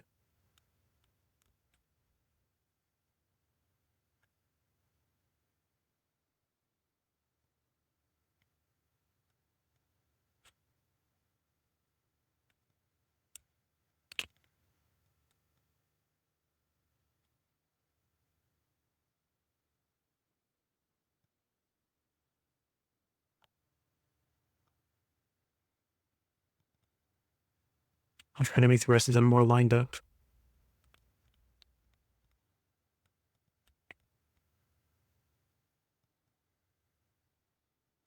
Okay. New Cambo.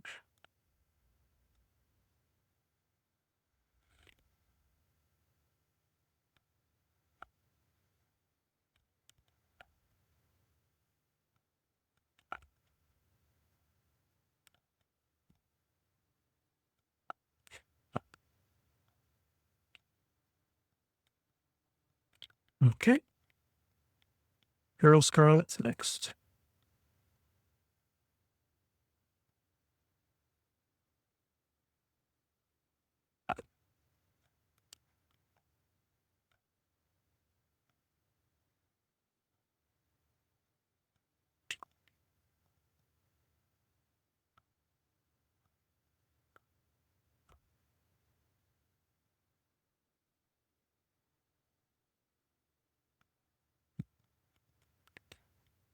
Okay. Fringe Ultramarine. Way over here.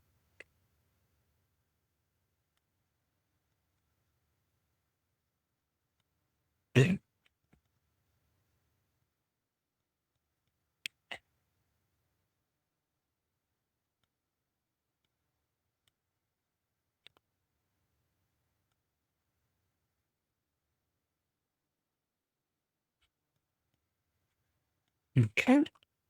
And let's grab our lunar black next, which I need to refill.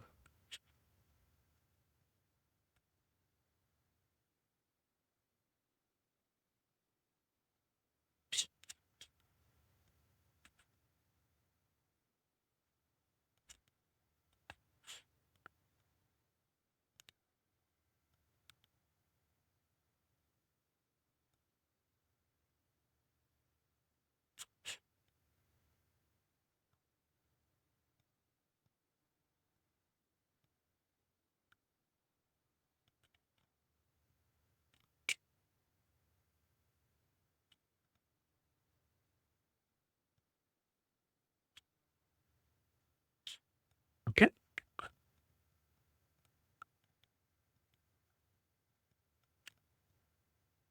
Uh, Next up, I think I'll go in reverse order. So we're going to do aqua pink on this side, our blue, neutral tint, no, blue, indigo, and then neutral tint underneath the black. Okay. So, I'll have some coffee. I'm sorry. Well, okay. Aqua pink.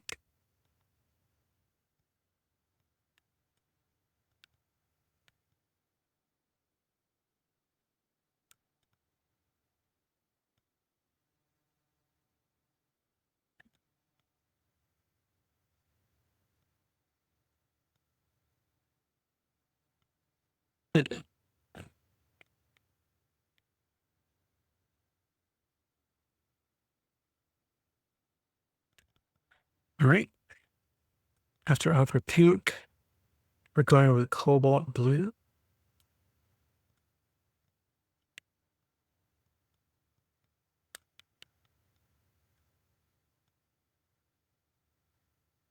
Yes, cobalt blue.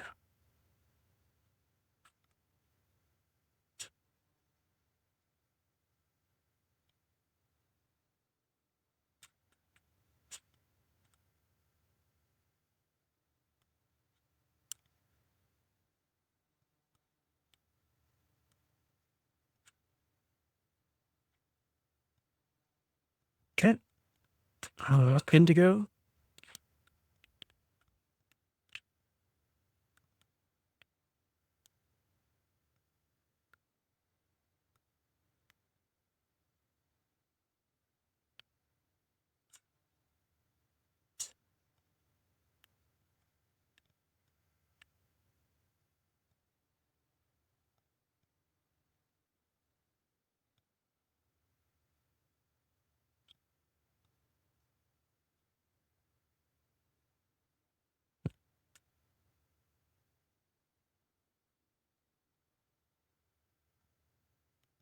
Okay.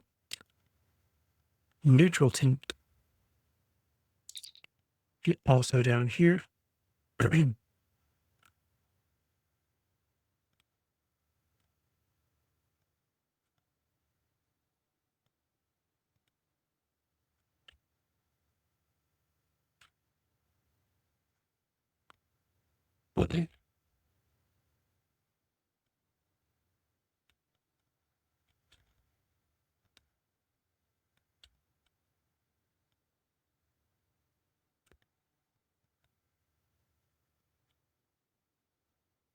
There you are. Oh, one more way to go.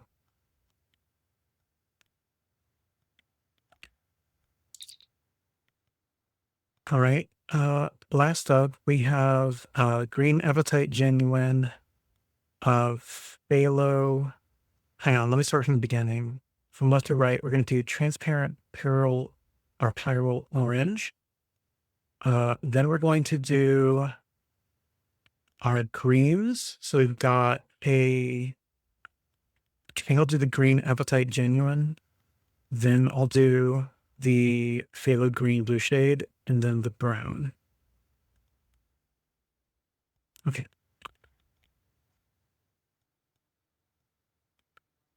Excuse me.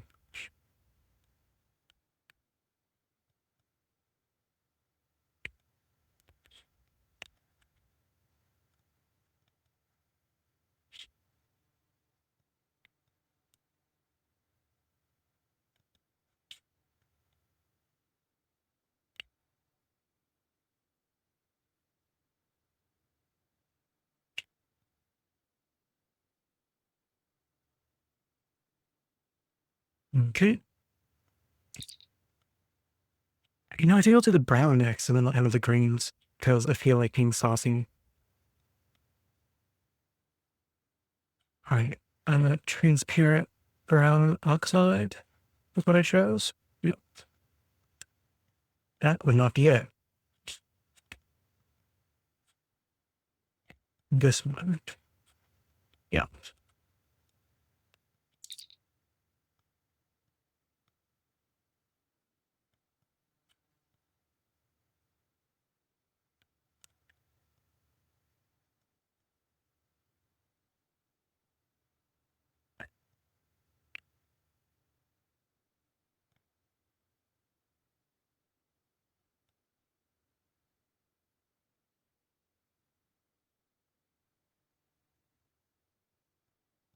Okay. Next up, I'm going to do green appetite ginger.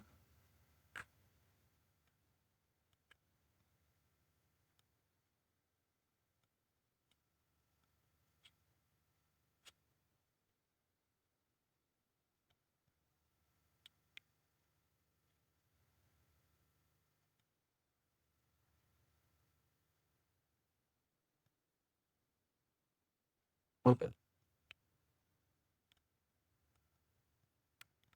And then phthalo green blue shade last.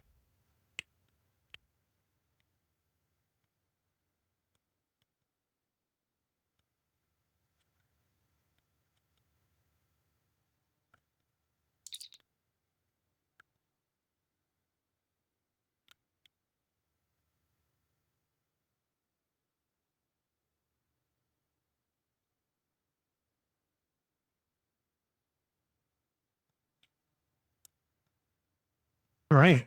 I think we've got ourselves a good color selection.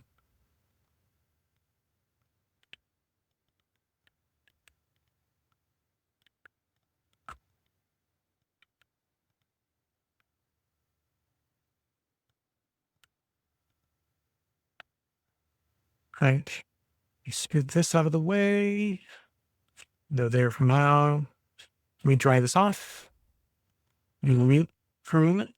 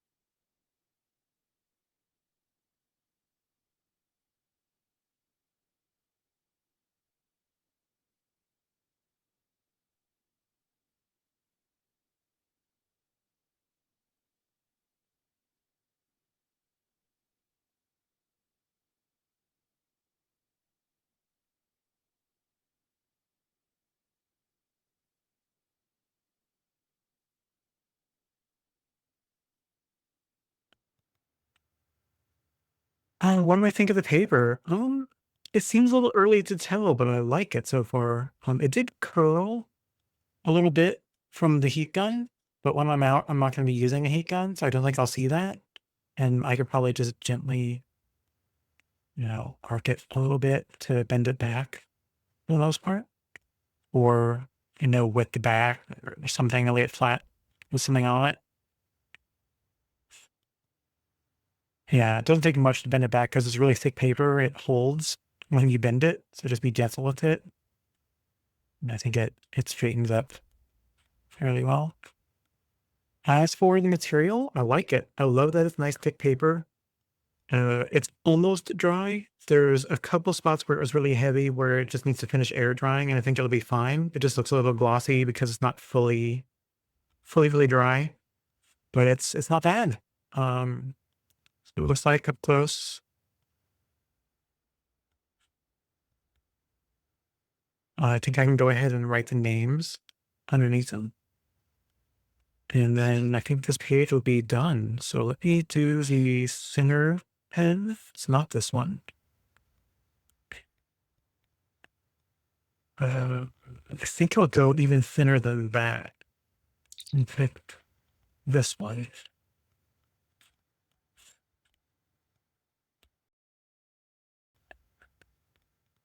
Color seems to stay bright on it, so that's kind of nice too. Yeah, right? No, everything stayed really brilliant.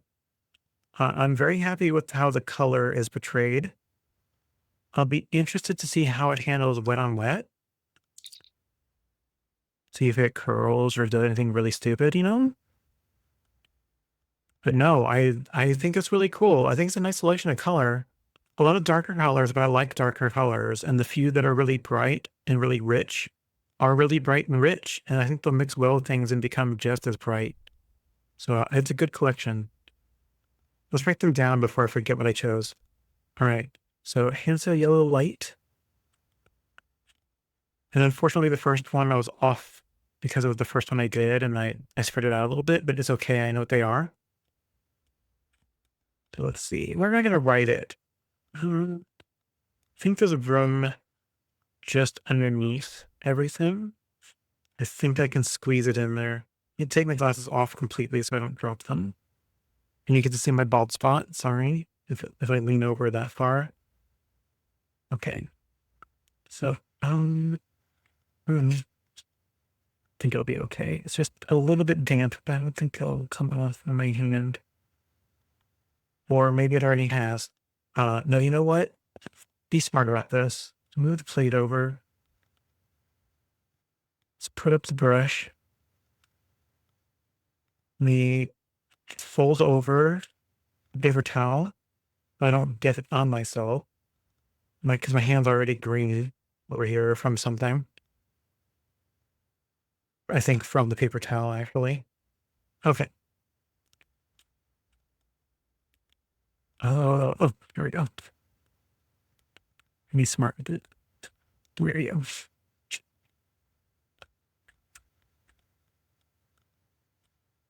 Okay.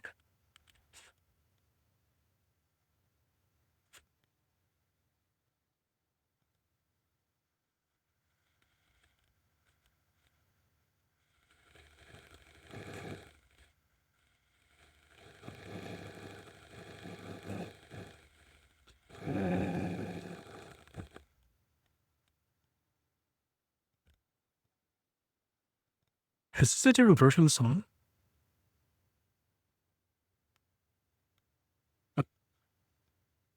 It is. Feels just like I'm falling for the first time. Lost arrived. Anything easy has its cost.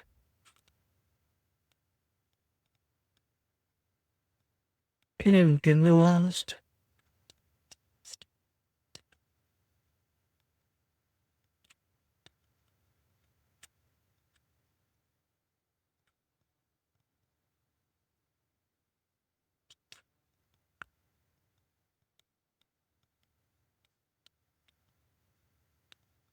Oh, just like I'm falling for the first time. Right.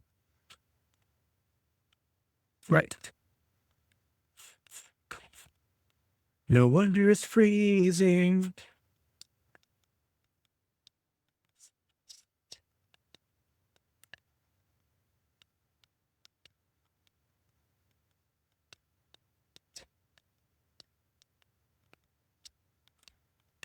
I'm so done. Turn me over, 'cause it feels just like I'm falling for the first time.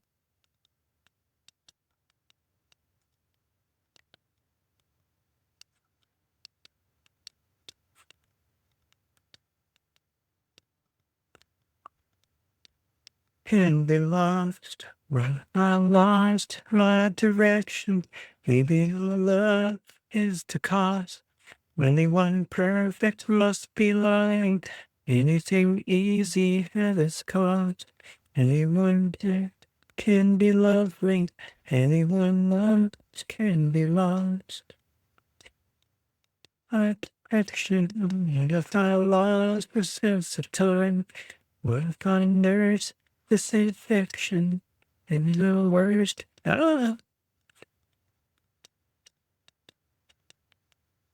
was around. Look, never.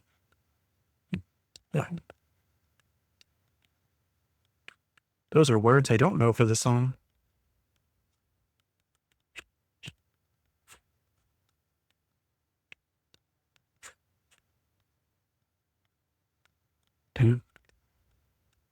Opera, pink. Top of the room, there is a beautiful girl and a bed beside me. Cobalt blue.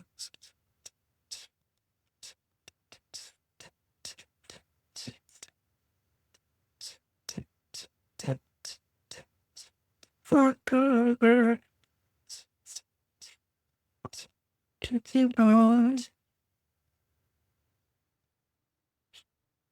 She's on time.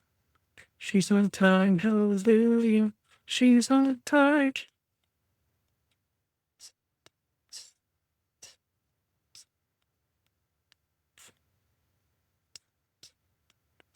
Feeling this with. I think that.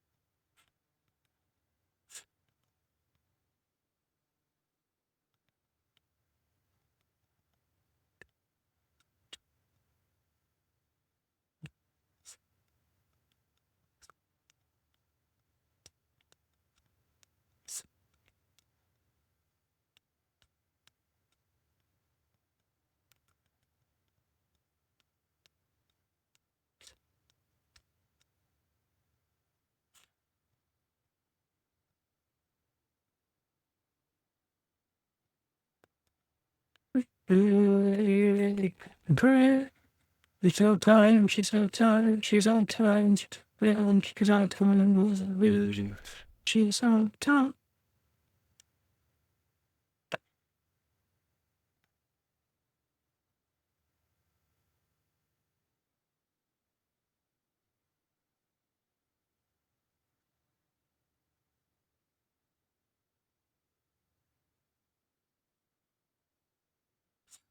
You get to see my terrible handwriting and my shaky hands.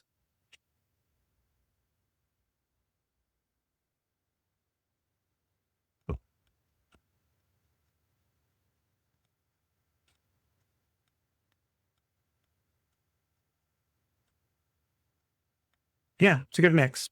Let's get it in the book. As long as you can read it, you're all good. Yeah. At least I can read my crummy handwriting. You get a load of how difficult this book is to open. I mean, like, it's loud. Like, you can open it, but you gotta mean it.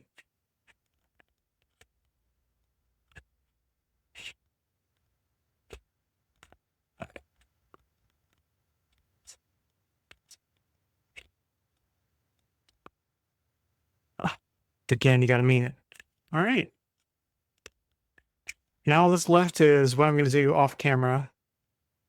I will probably tomorrow, I'll start pulling all these out one at a time, and I'll start filling these carefully. And I'm gonna grab a bunch of sorry, I'll grab a bunch of toothpicks. I've got a bunch. So I will fill and use toothpicks and mix them thoroughly and try to get them as even as possible. And then I'll just let it sit out for the rest of the week to dry completely before I even try to close it up. I learned my lesson from this palette over here. It took a long time for some of them to dry and to harden. So I would just let this just sit uh, and just dry out. And it'll match the same positioning as this. And I'll be good to go. Got a little clip here already. I'll end up clipping it to the book, and it'll be a good little mix. Some water pens and some paper towels, and I should be good to go. So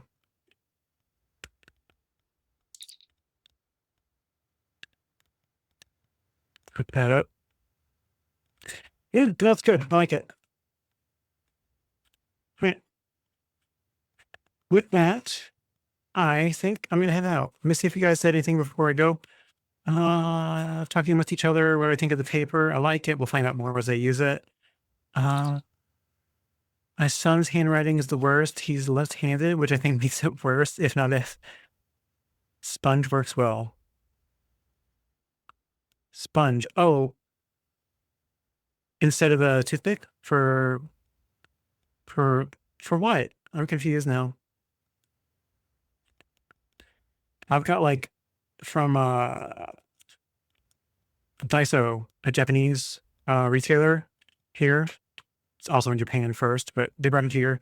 They've got like a mega pack of loose toothpicks, and I like using them to mix and prepare. Yeah, instead of a paper towel. Oh, when you're out. Oh, oh, oh, I see that being a good call, especially with these wet guys, because I'm going to want to clean them off thoroughly. That might work better. Interesting thought. Okay, I'll consider maybe having both until I know for sure what works for me. I'll also keep a roll of tape, maybe a couple thinner rolls too, if I can fit them. Not necessarily to tape them down, but to tape borders when I want borders on things. And I think that'll be everything. Again, the book, if you want to know where I got it from, is from Amazon. You can look this up and you should find it. It's pretty affordable. They come in different colors and designs, and they came with different types of paper. Some have the 300 GSM, and some have this 600 GSM, the thick paper. So, yeah. All right, guys. Well, thank you all so much for hanging out with me. Have an absolutely wonderful rest of your evening. Love you guys and appreciate you being here. I will be back on Thursday, barring catastrophe at work. Guys, have an absolute great rest of your week. I will see y'all later. Have a good night. Thanks for hanging out with me. My name is Bear. I've been barely watercoloring. Got to do the outro, and I'll see you next time. Bye, all.